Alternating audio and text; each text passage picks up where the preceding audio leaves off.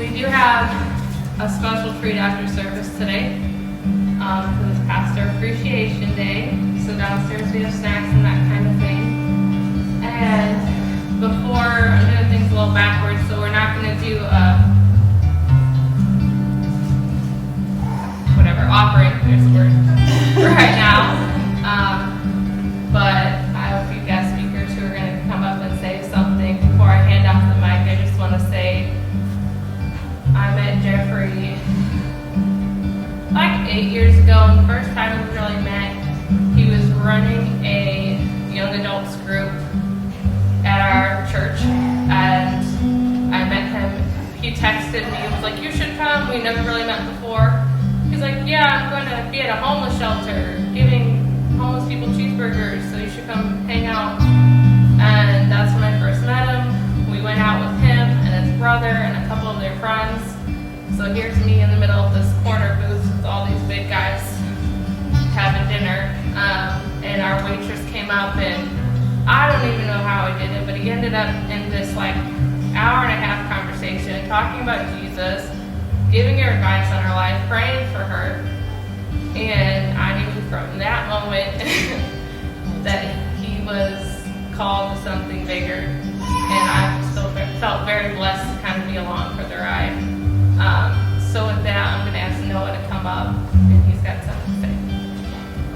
So if we have a short service this surprise. Pastor Jeff is a great man. He's somebody that will always push you to be better. He makes you a stronger person. Even his messages that God gives him. Like, football had me really down because our team really just sucks. That talk he had about a week or two ago really just helped me put in my commitment again. Because all he does is inspire us, push us to be better people, stronger players. And I want to thank him for all that he does for us. Because without him, we probably wouldn't be as good as we are. We probably wouldn't be the best unit on the field as a whole line. And I just want to say thank you, Pastor Jeff, for that.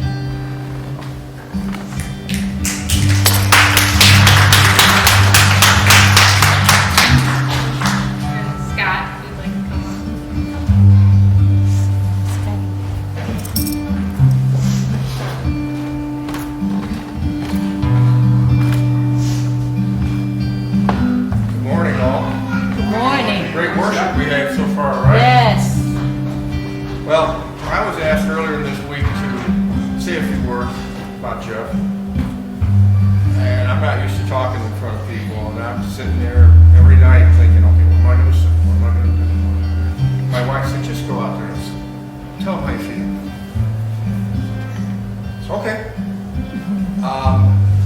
The church I had left before this church, I had a real bad experience. And I was kind of writing going to church off. I could watch TV and get the same thing. My son came up to me about a year ago and said, "Hey Dad, there's this new church in the harbor, and the pastor's really good. I think you should go check it out." Yeah, okay, John. So I showed up one night, met Jeff. The man is amazing. Just put it mildly. He has made me feel that coming to church is very, very important. He kind of instilled the fire I used to have in me about coming to church and listening to God's Word. Jeff is amazing. I don't know how else to put it. He has courage to say it like it is. I've watched a lot of sermons on TV. I've gone to a lot of churches in my time. And there are a lot of good sermons and a lot of good pastors. But there's also a lot of fluff in there too.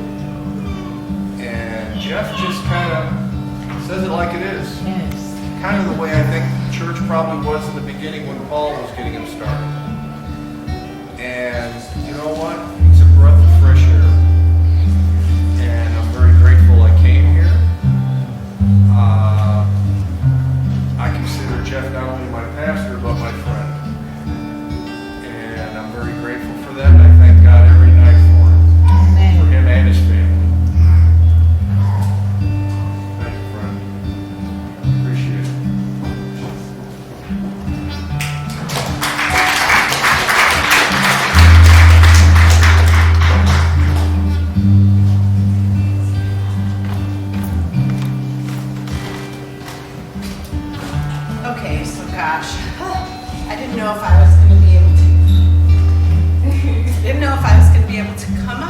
because I knew this is what would happen. Bless your heart. Bless you, Mama. I can't tell you how proud I am of my son. Sometimes I could just choke him. I mean, let's be honest. Sometimes I'm crazy too. But that's who he is, and he's not afraid to be who he is. And his heart is so big, and his love for God is so huge. He makes me want to be a better person. And I am just so thankful that God chose him to help all of us. Yes. Yes. Because he really does. And I just want more and more people to come every Sunday because I want them to hear him and I want them to feel what I feel when I listen to him. Sometimes I forget that he's my son. And I'll just sit there and be like, wow, he makes a good point. Yeah. And then I'm like, wait, I know him. I know him really well. And Jeffrey, I'm so proud of you. Dad and I just love you so much. Thank you for all that you're doing here, not only for us, but for everyone and for the community. You really make a difference. I love you. And Belle, would you like to come up? Belle's going to say a few things.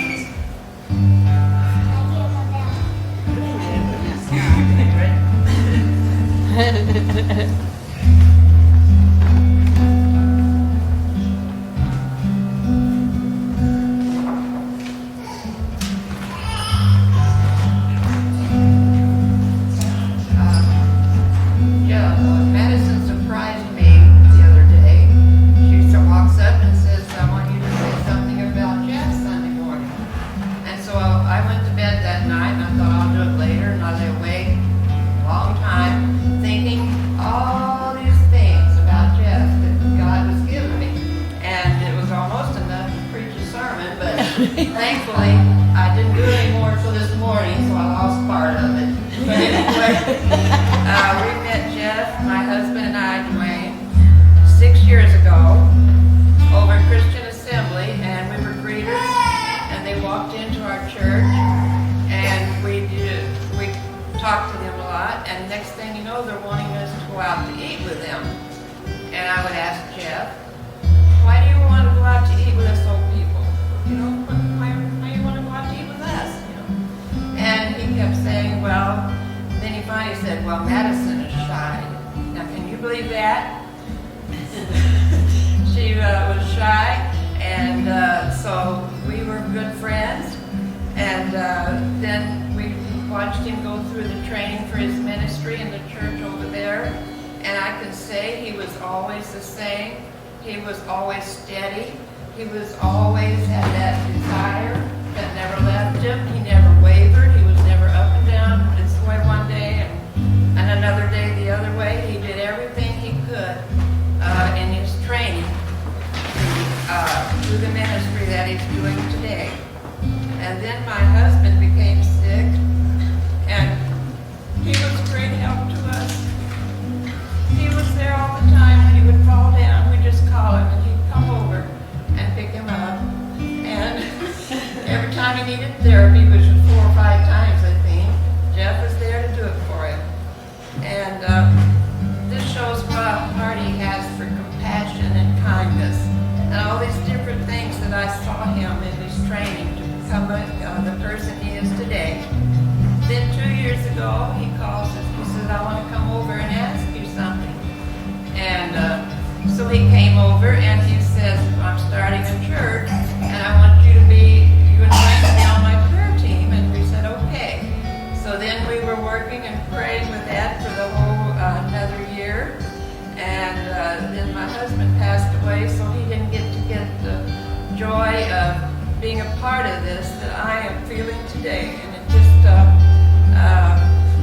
that was 2 years ago when they come over for prayer.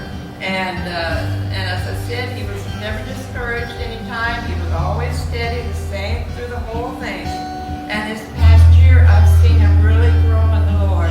I've watched him. Oh, the sound system's something wrong with it. You've got to go see about it, you know. And he doesn't let it bother him. He just does what he has to do. He just stays calm and cool and steady. And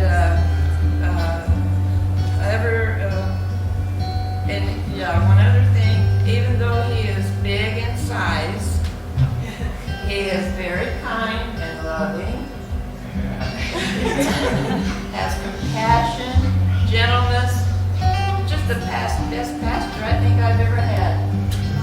love you